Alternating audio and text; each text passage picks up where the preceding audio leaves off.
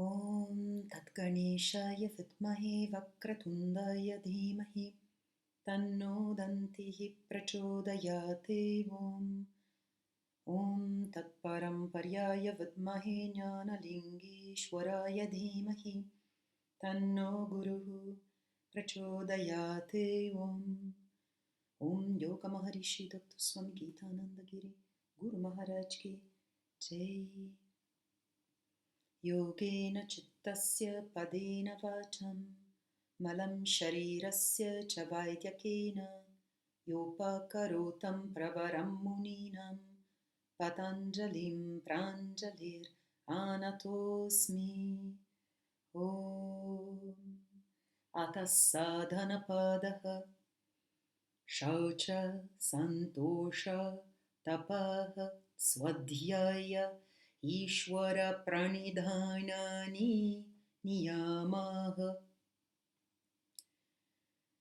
The niyama include śauca, saṁtoṣa, tapaḥ, svādhyāya, and eśvarapraṇidhāna. The niyama are evolutionary ethical observances which cause human nature to flower into a higher humane one. Śauca, the first of the niyama, is self-effort to clear away all impurities, thus producing purity of the body, mind, and emotions. It is only when we are completely pure at all levels that we can truly reflect the divine without distortion. Purity of thought, word, and deed is also a form of śauca, and any attempt to develop this humane quality would be rewarded with inner growth and development. Saṁtoṣa is the development of a sense of inner contentment. It is a very difficult niyama, for it seems that human beings just can't be content. People have a negative image of contentment and erroneously think that if one is content, one will not achieve anything in life. Tamasica stagnation precludes growth and development.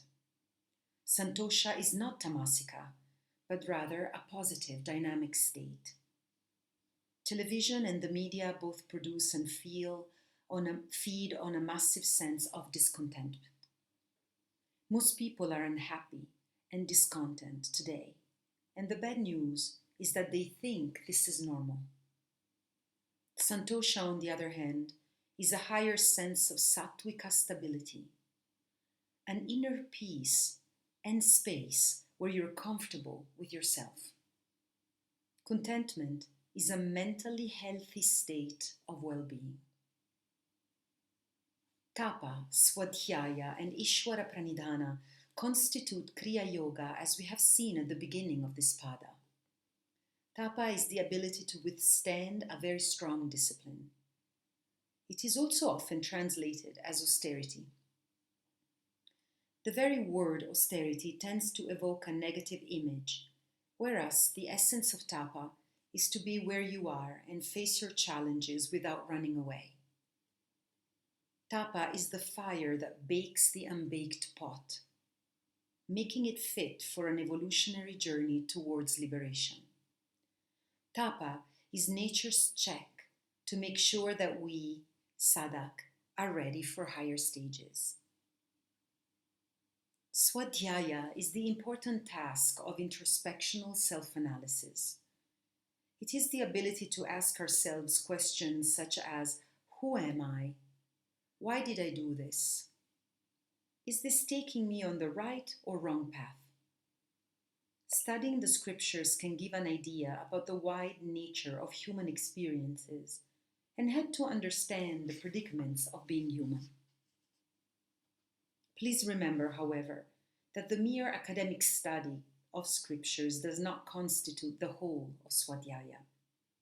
In the Bhagavad Gita, Arjuna has to face a war.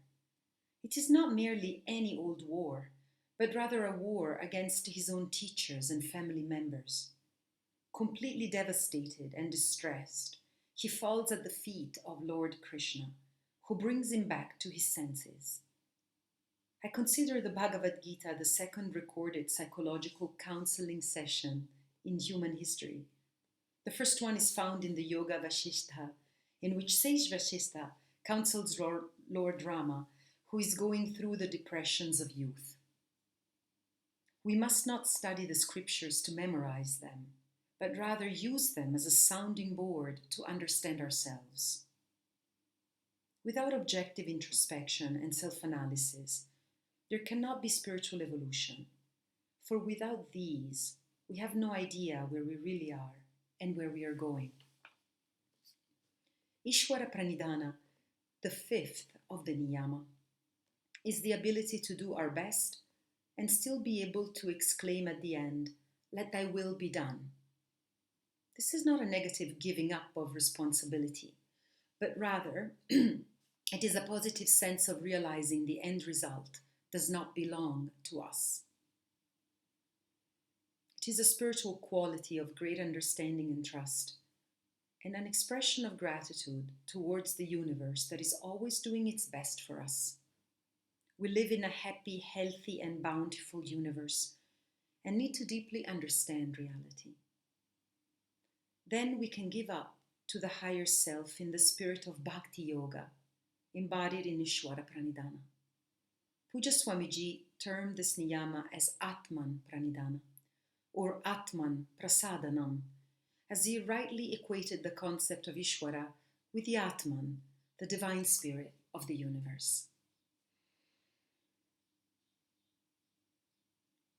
Om Loka Samasta Sukhinu Bhavantu Sarve Janaha Sukhinu Bhavantu. Om Shantihi, Shantihi, Shantihi. Om.